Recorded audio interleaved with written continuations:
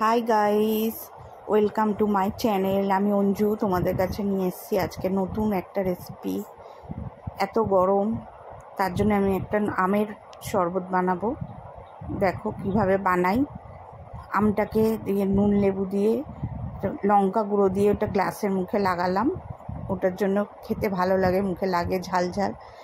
আমটাকে আমি সময়ের অভাবে সিদ্ধ করে চটকে রেখে দিয়েছি, কাইটা বার করে রেখেছি।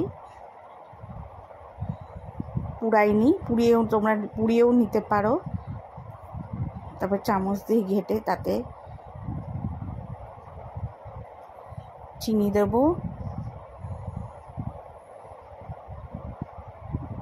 চিনি নুন দিয়ে ঘেটে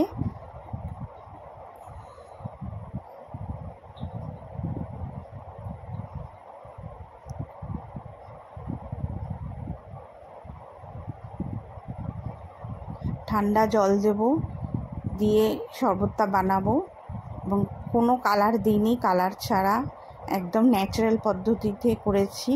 শরীরের জন্য প্রচণ্ড গরমে শরীরকে ঠান্ডা রাখার জন্য তৈরি করলাম আমের শরবত, কাঁচা আমের শরবত। তার মধ্যে দিলাম জিরে ধনে ভাজা কাঠখোলায় নাড়া গুঁড়ো করে রেখেছিলাম, সেটা দিলাম। আর একটু নুন লঙ্কা ওখানে ছিল, সেটা দিলাম একটু। আর একটু ভালো করে লেবুর রস দিতে হবে, পাতিলেবুর রস দিয়ে একটু নেড়ে নিয়ে একটু লেবুটা ভালো করে বেশি করে দিলে স্বাদটা বেশি হয়, ভালো হয় খেতে।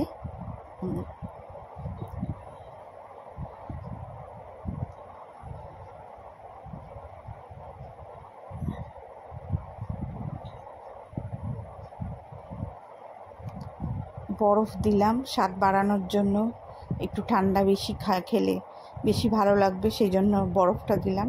লাস্টে পরিবেশনের জন্য লেবু দিয়ে শেষ করলাম। তোমরা বানিয়ে দেখো কেমন লাগে। ভালো লাগলে অবশ্যই লাইক কমেন্ট শেয়ার করো।